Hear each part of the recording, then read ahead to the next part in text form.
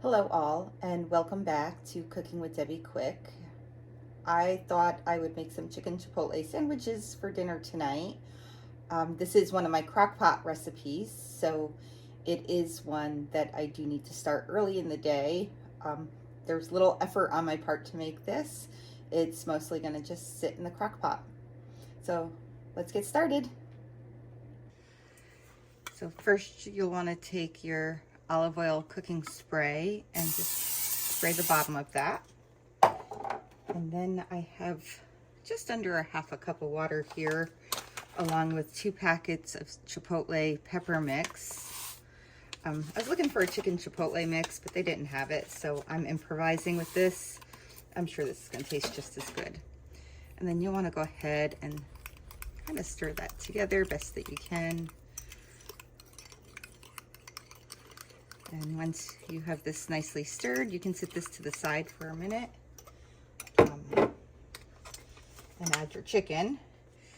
And you could use white meat or dark meat. I just went with 2 chicken breasts. That'll be good.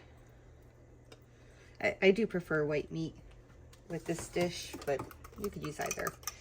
And then once you have that in there, you can go ahead and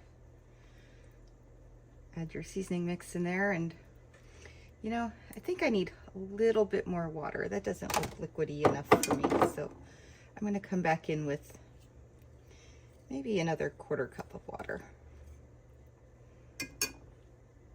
Okay, so I grabbed a little bit more water, and that might be just a little more than a 1/4 cup.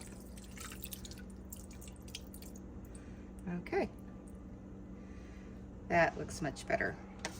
So now what we'll do is we will add the lid.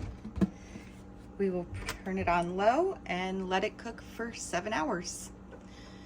See you in a few hours. My chicken has been cooking for 7 hours and it just smells amazing. This is all I've been smelling while I'm working. So now it's time to lift the lid. Ooh, that looks so good. Let's zoom in a little bit closer. Now it's time to pull it apart, and this should be pretty easy. Oh yes, look at how tender that is. And there might be a little bit too much juice in there, so I might have to remove some of that. Okay, that looks amazing. I'm gonna go ahead and separate this, just pulling it apart using these 2 forks. You can either use 2 forks or you can use a blender. And I will spare you from watching me do the whole thing because it is going to take a minute.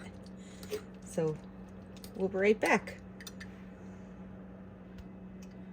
My chicken is now all pulled apart, and I did not have to remove any of that juice because as I was pulling it apart, you can see that it kind of soaked it all up.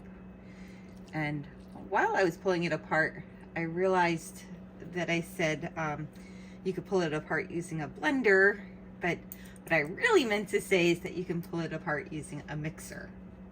So let's go ahead and build our sandwich. My ingredients are now all ready to go.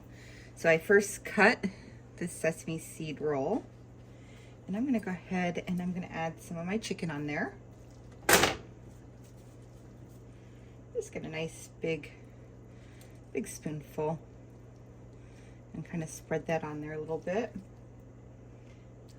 Oh, that looks so good. Okay, and with that, I'm gonna add in a little bit of chipotle sauce, and you can use whatever brand you want. I just happen to like this one, and this is what I have on hand. So I'll put that on there. Add a little bit of lettuce, and you want some nice green leafy lettuce, along with a tomato. Oh, that's a nice thick tomato. Oh, that's gonna be really good. And then some avocado slices. That's a slippery little sucker.